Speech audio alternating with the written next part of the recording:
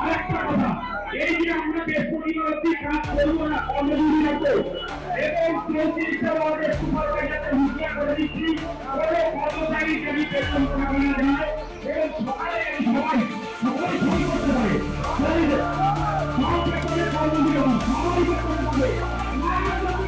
একটা ব্যক্তি যদি বেতন না পায় তাহলে আমরা আরো আন্দোলন করবো।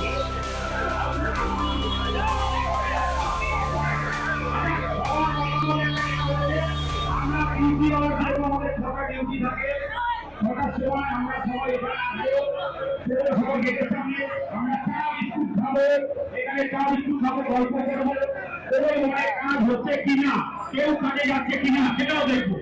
সবাই আমরা আজকে